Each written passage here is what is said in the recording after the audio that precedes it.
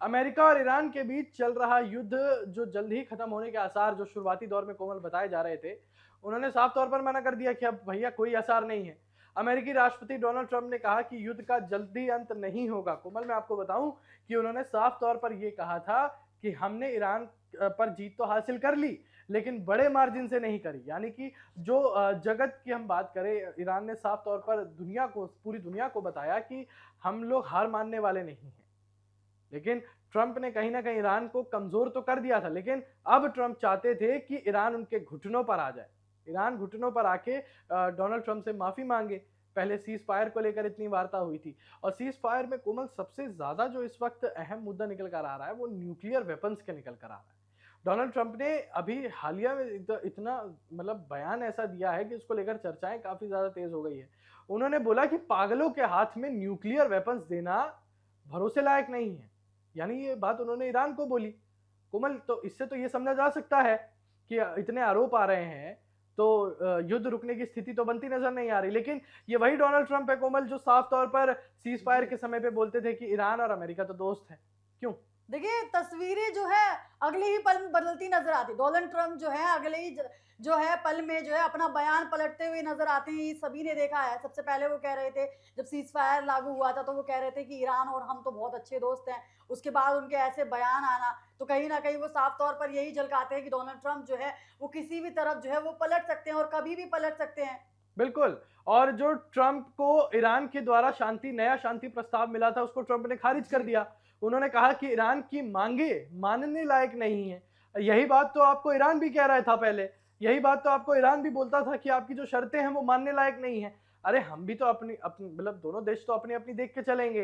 तो दोनों देशों के बीच जो कोमल ये विवाद चल रहा है, उस बीच अमेरिका ने यह भी संकेत दिया है कि सैन्य कार्रवाई का विकल्प अभी भी खुला है। यानी ट्रंप ने चेतावनी दी है कि अगर समझौता नहीं हुआ तो कड़ी सैन्य कार्रवाई हो सकती है। और ईरान ने यह प्रस्ताव किसके जरिए भेजा?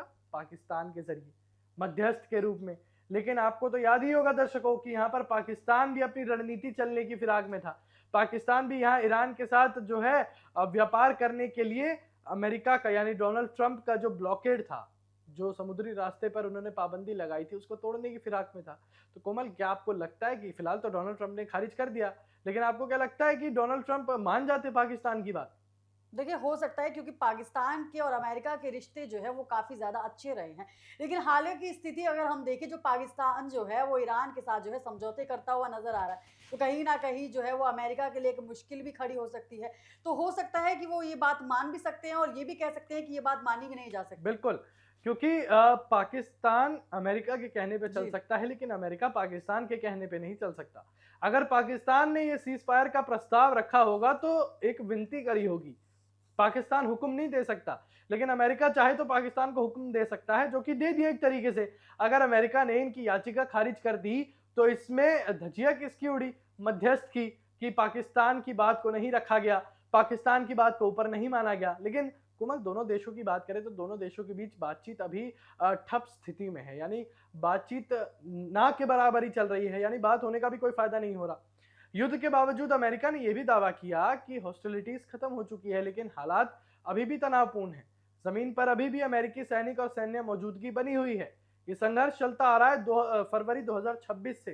ये काफी लंबा खिंच चुका है, जहां जी। आपको याद होगा कि जनता को शुरुआत में लगता था कि ये युद्ध एक हफ्ता भी नहीं टिकेगा। लेकिन अब आप सोचिए कि मई के महीने में हम प्रवेश कर चुके हैं। अप्रैल में सीज फायर हुआ था।